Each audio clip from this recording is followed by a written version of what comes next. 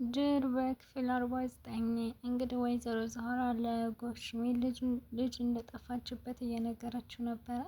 እሱም እንግዲህ በነገረችው ነገር በጣም ተደናግጦ ከዛ ላይ ነበር ያለቀው፣ ግን ካለቀበት አልቀጠሉትም ማለት ነው። ከዚህ በፊት እንግዲህ ባሮክ የሆነ ነገር ሰርቆ ከግቢ ሲቀብር ካታሪና በካሜራ ይታው ነበር ማለት ነው።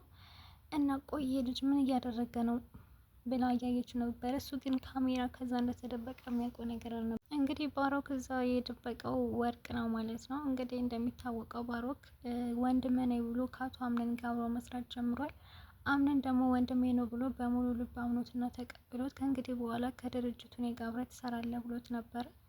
እሱም እንግዲህ የኔ ፍላጎትም እሱ ነው፣ ከአንተ ጋር አብሬ መስራት ነው የምፈልገው ብሎ ልክ እንደ ወንድም መስሎ ቀርቦትኝ ከድርጅቱ ውስጥ ያለውን ትልቁን ወርቅ ማለት ከዛ አብሮ የሚሰሩ ሰዎችን ብቻ የሆነ ነገር ሰርቆ ከግቢ ውስጥ ቀብሮት ነበር ማለት ነው። ያን ደግሞ ካታሪና በካሜራ አይታወለሽ፣ ግን አምነን ምንም ያውቀው ነገር አልነበረም። አሁን ግን ወርቁን ማን እንደሰረቀው እንዲሁም ደግሞ ወርቁ ካስቀመጠበት ቦታ እንደሌለ አቶ አምነን አውቋል ማለት ነው። እንግዲህ ባሮክ ይህን ነገር ካደረገው በጣም ቆይቷል፣ ግን አምነን የሰማ አሁን ገና ነው። ቆይ ይሄ እንዴት ሊሆን ይችላል? ማን ይሄን ነገር ሊያደርግ የሚችለው እያለ በጣም ተደናግጦ እያወራ ነበረ። ወይዘሮ ሴማመታ ምንድን ነው አምነን ልጅ ለምዶ እንደዚህ የምትጮኸው? አያቴ ጉድ ሆነናል። ምንድን ነው? ምን ተፈጥሮ ነው? ድርጅት ውስጥ የተቀመጠው ወርቅ የለም ተሰርቋል። እንዴ ማን ይሄን ነገር ሊያደርግ ይችላል? ለምንድን ነው ካሜራዎቹን ማየት የማትችለው? ካሜራዎቹ አይሰሩም ወርቁ በተወሰደበት ሰዓት። ቆይ ይህን ነገር ማን ሊያደርገው ይችላል? እሱን አላውቅም እያሉ እያወሩ እያለ እንግዲህ ባሮክ መጥቶ እየሰማቸው ነበር። ሰዎች ምንድን ነው? ምን ተፈጥሮ ነው? ወንድሜ ና ቶሎ ታስፈልገኛለህ እያሉ ነበር። አምነን እንግዲህ ዘጋ ወንድሞ እንደሆን ጠላቱ አያውቅም። እሺ ምን ተፈጥሮ ነው? ለምንድነው እንደዚህ እየሆንክ ያለው? ድርጅት ውስጥ ያስቀመጥኩት ቢሮ ውስጥ ያለው ወርቅ ተሰርቋል። የለም። ምን? ማን ይህን ሊያደርግ ይችላል? እኔ አላቅማ እንዳደረገው። ተረጋጋ፣ ግድ የለም ተረጋግተህ አስብ። ምናልባትም ከጠላቶች አንዱ ሊሆን ይችላል። የተጣላቸው ሰዎች ካሉ አስታውስ። እንዴ እኔ እኮ በስራ ጉዳይ ከብዙ ሰዎች ጋር ልጋጭ እችላለሁ። ሰው ስራ ሲሰራ ከብዙ ሰው ጋር ይጋጫል። ስለዚህ ጠላቶች ብዙ ናቸው። ምንም ማስታውሰው ነገር የለም። ያ ቁልፍ ተቀርጾ ካልሆነ በስተቀር ይህን ነገር ያደረገው ሰው የቅርብ ሰው ነው። እና አንተ ስትገባ ከቢሮ ሳትቆልፍ የወጣበት ቀን አለ እንዴ? ኧረ በፍጹም ወንድሜ እኔ ቆልፌ ነው የምወጣው እያለ እንግዲህ እያስመሰለ ነበር። ግን እቃውን ያነሳው እውነትም ባሮክ ነው። አምነን ግን ወንድሜ ነው እንደዚህ ያደርጋል ብሎ አያስብም። እሱ ግን አድርጎታል። ወርቁን ሰርቆ ከግቢ የቀበረው እሱ ነው። ግን እንደ አጋጣሚ ሆኖ ካታሪና ካሜራ ከግቢውን ከቤት ውስጥ ማድጋ ስለነበረ ስላየችው እሷ ልክ ከቀበረ በኋላ ይሄ ተንከሲስ ምን እየቀበረ ነው በዚህ ሰዓት በማለት እንግዲህ ባሮክ ከቀበረበት ቦታ ድጋሚ ቆፍራ እዛ ውስጥ ያስቀምጠው ወርቅ እንደሆነ አይታ ወርቁን አወጥታ ወስዳበታለች ማለት ነው። ባሮክ እንግዲህ እሱ ምንድነው አሁን ላይ አምነን እንዲያምኑ ይፈልጋል። በእርግጥ አምነን እንዲያምኑ ምንም ማድረግ የለበትም። ምክንያቱም አምነን ሰዎችን በጣም በሙሉ ልቡ ነው የሚያምነው። ግን ራሱ አሁን ልክ እንደ ወንድሙ ተቀብሎ ምንም የሚጠራጠረው ነገር የለም። አሁን ራሱ ወርቁ ሲጠፋ ምናልባት እሱ ወስዶት ይሆን እንዲህ ብሎ አላሰበም።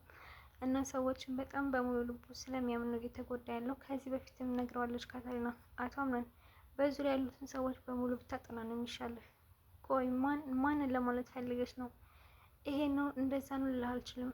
ግን አንተ የዋህ ስለሆንክ ሰዎች የዋህነትን ተጠቅመው አንተን እየጎዱ ነው። በጣም የቅርብ ሰዎች ናቸው አንተን እየጎዱ ያሉ። ስለዚህ ጥንቃቄ አድርግ ብላ ከባሮክ ተናግረው ሄዳ ነበረ። አምነን እንግዲህ በሰዓቱ ምንም አልገባውም። እንዳለችው አምነን በጣም የዋህ ነው፣ ሰዎችን የሚጠራጠር አይደለም። እና ባሮክ ነው ወርቁን የወሰደው ማለት ነው። ግን ካታሪና ካስቀመጠበት ስለወሰደችበት በአሁኑ አልተሳካለትም። እናም እሱ ታማኝነትን ማግኘት ስለሚፈልግ አሁን ወርቁ ጠፋ ሲባል ይሄው አገኘሁት ብሎ ወስዶ ለመስጠት እና እንዲሁም ደግሞ በአምነን ዘንድ በጣም በቃ ትልቅ ቦታ እንዲሰጠው ፈልጎ ነበር እንደዛ ያደረገው። እና ሄዶ ልክ ቦታውን ሲቆፍረው ወርቁን አላገኘው ማለት ነው። ምን? ወይኔ ጉዴ ተበላው። ቆይ እንዴት እንደዚህ ሊሆን ይችላል? ማነው ወርቁን እያነሳው? ሲቀብረው ያየ ሰው ነበር እንዴ ብሎ በጣም ተደነባብሮና ተደነጋግጦ ወርቁን እየፈለገ ነበር። እና ዞር ዞር ሲል እንግዲህ ካሜራውን አገኘው። ካታሪና ያስቀመጠችውን ካሜራ። ወይኔ ጉዴ እሷ ካየችኝማ አለቀልኝ። ቆይቼ የተረገመችማ እንደዚህ ስራዬን አባላሽታ አሁን በቀላሉ አልፋታትም እያለ ነበረ። አቶ አምነን እንግዲህ የጠረጠረው ይሄን ወርቅ ያነሳችው ካታሪና ናት ብሎ ስላሰበ ለእሷ ደውሎላት ነበረ። እሷ ደግሞ የአቶ አምነንን የረዳውን ሰው ለምን ማለት መርማሪ ነህ እና ደግሞ ከዚህ በፊት ማሪያ ከወይዘሮ ሴማ ጋር ስለ መርማሪው ስታወራ ነበር። የአቶ አምነን ወንጀል እንደተበቀለት እና ገንዘብ ተቀብሎ ፋይሉን እንደዘጋው እያወራች ነበር። እና ያንን መርማሪ አግኝተው ጥፍር አድርጋ አስራ። ቆይ አንተ ምን አይነት ሰው ነህ? አንቺ ግን ማን እንደሆንኩ ታውቂያለሽ? እሺ እባክህ ማነው? አላውቅም ንገረኝ። እኔ እኮ መርማሪ ነኝ፣ የህግ አካል ነኝ። ኧረ እባክህ ራስን የህግ አካል ነኝ ከማለት በፊት ህግ አስከባሪ ነህ አንተ። ሲጀመር አንተ እኮ ሰዎችን በገንዘብ ማለት ሙያህን በገንዘብ የምትሸጥ ሰው ነህ። ስለዚህ አንተ የህግ አካል ነህ ብለህ መቀበል በጣም ነው የሚያሳፍረው። ስራውን በደንብ ነው የማውቀው ብላ እንግዲህ ካታሪና የሱን ስራ ስለምታውቅ አስራው እየጎዳችው ነበር ማለት ነው። እሱም እንግዲህ ያ ቆይ አንቺ ማነሽ? ለምንድነው እንደዚህ እያደረግሽ ያለሽው? ከዚህ በፊት ከቢሮ ሰው ልኬብህ ነበር አላስታወስከኝም? የሆነች ሴትዮ ነበረች ፋይል እንደዚህ የሰራለት እና ህገወጥ ነገር እንደሚሰራ በዝርዝር እየተናገረ ነበረ። ግን እሷ ቆይ አንተ ምን አይነት ሰው ነህ? ግን እንዴት እንደዚህ ታደርጋለህ? ሙያህን ተጠቅመህ ሰዎችን ማትረፍ ስትችል እንዴት የሰዎች ደም እንደዚህ ተዳፍኖ እንዲቀር ታደርጋለህ? ብላ እየወቀሰችው ነበረ። በማል እንግዲህ አቶ አምረን ደውሎ ካታሪና የት ነሽ? እፈልግሻለሁ፣ ለጥብቅ ጉዳይ ነው የምፈልግሽ ሲላት እኔም እፈልጋለሁ አቶ አምረን እና ለምን እዚህ አትመጭም ብላት እሺ ብላ እንግዲህ ወደ ቤት ሄዳ ነበረ። ማሪያ ደግሞ እሷን ማየት አልፈልግም። ሲጀመር በጣም ተጨንቃለች። ለምንድን ነው እዚህ የምትመጣው? ወይ ማሪያ ለምንድን ነው የምትፈሪያት? ማለት ምን አድርጋሻለሁ? አይ ሰሞኑን አላደረገችም፣ ግን ታስፈራለች። አለባበሷ ሁሉ በጣም ነው የሚያስፈራው እያለችው ነበር ለአምረን። ከዚህ በፊት እንግዲህ ከወይዘሮ ሴማ ጋር ስታወራ ስለ ሜሊክ ግድያ ስለሰማቻት አንቺ ነሽ የሜሊክ ግድያ እንደዚህ ተዳፍኖ እንዲቀር ፍትህ ሳያገኝ እንዲቀር ያደረግሽው አይደል? ለዚህ ላደረግሽው ነገር ደግሞ ዋጋ ትከፍያለሽ ብላ የፖሊሱን የመርማሪውን ቁጥር ከሷ ተቀብላ ከዛ ደውላ አግኝታው ነው እንግዲህ እንደዛ እያደረገችው ያለችው ማለት ነው። እውነት ለመናገር ካታሪና እያደረገችው ያለችው ነገር ጥሩ ቢሆንም ግን አቶ አምነን ደግሞ ልታዝለት ይገባል። እንደውም አቶ አምነን ልታግዘው ነው የሚገባው። በጣም ጎበዝ ስለሆነች እሷና አቶ አምነን ጓደኛሞች ቢሆኑ ግን አቶ አምነን እያዘነችለት ነው።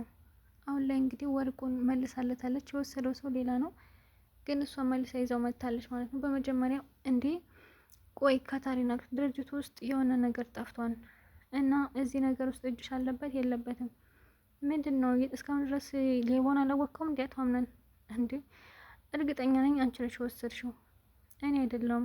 ዙሪያን ተመልከት ብዬ ነበር ከዚህ በፊት። ዙሪያን ተመልከት ትኛለሽ፣ ግን አንቺ ነሽ የምትጎጂኝ። አይ እኔ አይደለሁም። አንተ ግን ጠላቶችና ወዳጆችን መለየት አትችሉም። እንደዛ ከሆነማ አንቺን በመንገድሽ እኔም በመንገዴ ሂደን ውሳኔያችንን እንወስናለን ሲል አምነን ተናዶ ማለት ነው ቤሊን ይኸውልሽ እህቴ ካታሪና እዛ የተሰረቀው ወርቅ የአቶ አምነን አይደለም የሌላ ሰው ነው። ስለዚህ በጣም ስለሚያስፈልገው አቶ አምነን እንደዚህ የተጨነሻለ። እንደዛ ያሉ እያወሩ ሳለ እንግዲህ ወይዘሮ ሴማና ማርያ መጥተው በቃ አምነን ልጅ አንተ ሄድ፣ እኔ ከእሷ ጋር ማውራው ነገር አለኝ። አይ አያቴ እኔ እና እሷ ያልጨረስነው ጉዳይ አለ። አምነን ተናግሬያለሁ፣ አንተና ቤሊክ ሄዱ ብላ እንግዲህ ከማርያ ጋር እያወሯት ነበረ ስለ ሜሊክ ግድያ። ይኸውልሽ የኔ ልጅ ልታወሩኝ የፈለገችው ስለ ሜሊክ ግድያ ነው አይደል? እርስዎ ቆይ የሰው ደም እንደዚህ በከንቱ ፈሶ እንዲቀር ይፈልጋሉ? ይኸውልሽ አምነን ልጅ ነፍሰ ገዳይ አይደለም። እሱ ሆን ብሎ አይደለም እንደዛ ያደረገው። እና ደግሞ ከመጀመሪያው ሜሊክም ጥፋተኛ ነው። ጥፋተኛ እንደሆነ አውቃለሁ፣ ግን በሞት አይደለም መቅጣት ያለበት። በህይወቱ ነው ስለ ጥፋቱ መቅጣት ይችል ነበረ እኮ። ሆን ብሎ እናስቡበት ያደረገው ነገር አይደለም። ከሰው ጥፋት ከበረዝ ዝጋት አይጠፋም እያለች እንግዲህ ወይዘሮ ሲማ ለካዚና እያስረዳቻት ነበር ማለት ነው። እዚህ እባክሽን ለምንድን ነው እስከ ማርያ የአቶ ሳሙኤልን የመርማሪ ሳሙኤልን ስልክ የወሰድሽው ብላ እየጠየቀቻት ነበር። እሷም እንግዲህ አሁን ወሬያችን ጨርሰናል፣ ይኸውና ወርቁ፣ ከዚህ በላይ እናንተ ጋር ማነጋገር አልፈልግም ብላ ወርቁን አስቀምጣው ወይዘሮ ሲማም ስታየው በጣም ነው ደስ ይላት። አሁን ልጅ ቶሎ በልናት ሆነ ምንድን ነው የምን ተፈጥሮ ነው እንዴ? ወርቁ እያለች እኮ ነው። ምን ይሄንን ወርቅ የት ነው ያመጣሽው? ካታሪና እባክሽን አንቺ ካልሆንሽ ይሄን ወርቅ ያሰረቅሽው ማን እንደሰረቀው ንገሪ ሲላትኝ የሰረቀውማ ብላ ልትናገር እንግዲህ ሳትናገር ቀርታለች ማለት ነው። እውነቱን ብትነግረውና ለአቶ አምነን እንዲሁም ከባሮክ እንዲጠነቀቅ ብታደርግ መልካም ነው። የቱም ባሮክ አቶ አምነን የቀረበበት አቀራረብ በጣም ከባድ ነው። ወንድሜ ብሎ ስለቀረበው መቼም ቢሆን በክፉ ሊጠራጠረው አይችልም። አንደኛ እዚህ ጋርም የወይዘሮ ሙርዚና ጥፋት አለባት። ምክንያቱም እውነቱን መናገር አለባትኝ። ልጄ ነው ብላ ሳይሆን ወንድም ነው ብላ ማስታወቅ ስለነበረባትኝ ለብቻው ለአምነን እንደዚህ ነው እና እናት ደብቃ እሱን ለብቻው እንዳሳደገች ሁሉም ነገር በግልጽ ብትነግረው ከባሮክ ይጠነቀቅ ነበር ቢያንስ ማለት ነው። ቢያንስ እንደዚህ አያቀርበውም ነበር። እሱ ግን ሙሉ ለሙሉ ወንድሜ ነው ብሎ ተቀብሎትኝ አብሮ እንዲሰራ ነው ያደረገው ማለት ነው። ካታሪና ግን የመቻት እንደምንም ብላ ወርቁን መልሳለታለች። እንደዚህ ያደረግሽው አንቺ ከሆንሽማ አልለቅሽም እያለ ባሮክም እየዛተባት ይገኛል። አቶ አምነን ወርቁ ስለተመለሰ ደስ ብሎታል። ከእንግዲህ በኋላ እንደውም ተስፋ መቁረጥ ነው ያለብን እያለ ነበር። አንዳንድ ጊዜ ፈተናዎች ሲጨማምሩባችሁ፣ በጣም አንዳንድ ጊዜ በህይወታችሁ በቃ ችግሮች ሲደራረቡባችሁ የሚታያችሁ ጨለማ ብቻ ነው። ምናልባት እኮ ይሄ ነገር አልፎ ምናምን የሆነ ጊዜ ልናይ እንችላለን፣ ግን በሰዓቱ የሚታየን በቃ ጨለማ ብቻ ነው። ይሄ ያለብን ችግር ወይ ደግሞ የደረሰብን ችግር ሆነ ምንም አይነት መከራ የሚያልፍ አይመስልንም በሰዓቱ። እና አቶ አምነን ያለን አማራጭ በቃ ተስፋ መቁረጥ ነው ያለው። እውነት ለመናገር በህይወት ተስፋ እንደ መቁረጥ የሚያሳዝን ነገር የለም። ማለት በነገሮች ተስፋ ቆርጦ እጅን አጣጥፎ እንደመቀመጥ የሚያናድድና የሚያሳዝን ነገር የለም። የሰው ልጅ እንግዲህ በህይወት እስካለ ድረስ ተስፋ መቁረጥ አለበት ብዬ አላስብም። በቃ እንደምንም ብሎ የሆነ ቀን ያ ነገር እንደሚያልፍ ማሰብ አለበት። በዛ ላይ ደግሞ እነዛ ነገሮችን እንዲያልፉ ወይ ደግሞ ልክ እንደ አምነን እነዛ ክፉ ነገሮች ወደኛ እንዲመጡ የሚያደርጉ ሰዎችን ከኛ ማራቅ ነው ማለት ነው። ልክ እንደ ባሮክ አይነት ሰዎች። አሁን ባሮክ ጥላቱ ነው፣ ግን ወንድም ነኝ ብሎ አምኖት እሱን በሙሉ ልቡ ተቀብሎት እዛው ካጠገቡ ሆኖ ነው ከጀርባው እየወጋው ያለው። ግን ጥላትና ወዳጅን አለመለየትን በህይወታችን ዋጋ እንደሚያስከፍል ነው ከዚህ ድራማ የምንማረው። ጠላታችንን ካወቅን ከጠላታችን እንጠነቀቃለን። ወዳጃችንን ካወቅን እንደዛው ማለት ነው። ጠላትን እና ወዳጅን ለይቶ አለማወቅ ዋጋ ያስከፍለናል ማለት ነው ውዶችዬ። አምነን እንግዲህ ከውጭ ሆኖ ሳለ ቤሊን ወደ አምነን በመሄድ አምነንን ከኋላውና አቅፈዋለች ማለት ነው። እንግዲህ አምነንና ቤሊን እንደሚታወቀው ተጣልተዋል። ግን የተጣሉበት ነገር የሚጨበጥ ነገር አይደለም። ቢሆንም ግን ቤሊን የተጣሉበትን ነገር የዛኔ ሲለምናት ይቅርታ አድርጊልኝ ምናምን እያለ ብዙ ነገር አድርጎ ነበር። እሷ ግን ያን ነገር አልቀበልም ብላ በስተ መጨረሻ በራሷ ፍቃድ ሂዳ ከኋላ አቶ አምነን ስታቅፈው፣ እሱ ደግሞ እንዴ ማርያነት የመሰለችው እባክሽን ማርያ ተይ፣ ብቻዬን ነው መሆን ፈልገው። እንዴ አቶ አምነን መጀመሪያ እኮ ማን እንደሆነ ማረጋገጥ አለብህ። ማርያ ሳምን ቤሊን ነኝ። ቤሊን ብሎ እንግዲህ በጣም ደስተኛ ብሎ ዞር ብሎ የኔ ሰላም ምናምን እያለ እየቀበጣጠረ ነበር። እንግዲህ እሱ ያለውን የዚህ አልተገኘላችሁም፣ ግን በጣም ነው ደስተኛ ሆነው ቤሊን ወደ እሱ ስለመጣች በቃ አምነን አልቻልኩም ስለናፈቀኝ መጣሁኝ ብላ እንኳን መጣሽ በቃ እንደውም አሁን ሌላ ቦታ እንሄድ ብሎ ሌላ ቦታ መዝናኛ ቦታ ሄደው እየተዝናኑ ነበር። እንግዲህ በጣም ጥሩ ጊዜ እያሳለፉ ነበር። ከእንግዲህ በኋላ እንደዚህ በማስመሰሉ እንቀጥላለን ብለው አሁን ሌላ ስህተት ነው እየሰሩ ያሉት ማለት ነው። አቶ አምነን አሁንም ጊዜ ሳይወስድ በቃ ማርያን ሳይጎዳት በፊት እንደማይፈልጋት ቢነግራት ነው የሚሻለው። ምክንያቱም አሁን እሷ በቃ የኔ ነው አምነን የኔ ነው ብላ አስባ፣ እሱ ግን በዚህ በኩል ከቤሊን ጋር ሌላ ነገር ውስጥ ገብቷል እና እንደዛ ከሚሆን እንደማይፈልጋት ነግሮ ካጠገቡ ቢያርቃት ነው የሚሻለው እንጂ በቃ ለትንሽ ጊዜ እናስመስልና ከዛ ሁሉ ነገር እኔ ያስተካክላለሁ ነው ያለው ለቤሊን። እንግዲህ እርግጠኛ ነኝ አሁን ድጋሚ አሁን ስህተት ይሰራል። ምክንያቱም ማርያ ከቤሊን ጋር እንደዚህ ምንም ከባሮ ጋር ፍቅረኛሞች ቢሆንም በቃ ቤሊን በኔና በአምነን ፍቅር ትቀናለች ብላ ነው የምታስበው። እና የወይዘሮ ሞርጂና ልጅ ከውጭ ሀገር የመጣችው ልጅ በቃ ቤሊን በኔና በአምነን ፍቅር ትቀናለች እና እሷ ከዚህ ቤት እንድትወጣ ነው ማድረግ የምፈልገው እና በዚህ ደግሞ አንቺ እንድታግዝ የምፈልገው። ይህ ምን ችግር አለው ታዲያ? አግዝሻለሁ። እኔ ከዚህ በፊት ውጭ ሀገር ሳለሁኝ ጓደኞቹ የማይፈልጓቸውን ሰዎች እንደምንም ብዬ አቀጣጥሬ ካጠገባቸው አርቃቸዋለሁ። ስለዚህ ቤሊንም እንደዛ አደርግልሻለሁ፣ አግዝሻለሁ ብላ ተስማምታለች ማለት ነው። እንግዲህ ይች ልጅና ማርያና የወይዘሮ ሞርጂና ልጅ የሆነ ጥፋት አጥፍተው ከዛ በቤሊን ካሳብቡ ለአምነን ሄደው ከነገሩት አምነን ያምናቸዋል። እኔ አምነን በደንብ ነው የማውቀው። የነገሩትን ሁሉ ስለሚያምን ድጋሚ ቤሊን ያጣታን ብዬ አስባለሁ። ወይ ደግሞ ላያምናቸውም ይችላል። በቤሊን 100% እርግጠኛ መሆን አለበት። ምንም ሰው ምንም ቢለው አይ ቤሊን እንደዚህ አታደርግም ብሎ መጀመሪያ ከሷ መስማት አለበት። ግን አቶ አምነን በጣም ስሜታዊና ቶሎ የሚነዳ ቶሎ በሰዎች ሀሳብ የሚነዳና የሚናደድ፣ በዛ ላይ ደግሞ በቃ ተረጋግቶ የማያስብ ሰው፣ ቶሎ የሚናደድ ሰው ቶሎ ማለት የሆነ ነገር ስትሰሙ መጀመሪያ ከዛ ሰው መጠየቅ አለባቸው። እንዴት እንደዚህ ታደርጋለህ? ለምን እንደዚህ ያደረግ ብሎ ከመውቀሱ በፊት መጀመሪያ ያን ሰው እገሌ እኮ እንደዚህ ያለኝ እንደዚህ አድርገሃል እንዴ ተብሎ ተጠይቆ ነው ከዛ ላይ መፍረድ የሚቻለው። አቶ አምነን ግን ልክ በቀጥታ ሄደው እንደዚህ ሆነ እኮ ሲሉት ያን ሰው ጠርቶ እንዴት እንደዚህ ታደርጋለህ ልክ እንዲያስረዱት ራሱ አይፈቅድም ማለት ነው። እና እንደዚህ የችኮላ ውሳኔዎች ዋጋ ያስከፍላሉ። ማርያ ይሄን የዋህነትን ተጠቅማ ድጋሚ ቤሊን ከሱ ታርቀዋለች ብዬ ነው ማስበው ውዶቼ። አቶ አምነን ቢረጋጋ እንዲሁም ደግሞ ስለ ቤሊን ምንም አይነት ነገር ቢሉት ቤሊንን ያውቃታለሁ ብሎ ምንም ሳይል ነው መቅረት ያለበት እንጂ እነሱ ያሉትን ነገር ተቀብሎ ከቤሊን ጋር መጣላት አለበት ብዬ አላስብም። ልደት በክፍል 50 ይመስላል። በክፍል 51 እስከምንገናኝ ድረስ ቸር ሰንብቱ። እንግዲህ ልጆችዬ የላይቭ ፕሮግራም የለም። ብዙ ጊዜ ኮሜንት ላይ እየጻፋችሁ አሁን ለምንድነው ላይቭ ማትገቢው ምናምን በቃ እኔም አልተመቸኝም እና ደግሞ ላይቭ እስከምገባ ድረስ ቸር ሰንብቱ። በቪዲዮ ስለቅ ቪዲዮ ያያችሁ አበረታቱኝ። ላይክ አድርጉልኝ። ቪዲዮ ሲመጣላችሁ ማስታወቂያ አዩልኝ። ሌላ ማለት ቪዲዮን ባልጨርሱትም ላይክ አድርጉልኝ። ምን ችግር አለ? ላይክ ብታደርጉልኝ ጥሩ ቪዲዮ እንዲሁም በራሴ ቪዲዮዎች እስክመጣ ድረስ አበረታቱኝ ማለት ነው።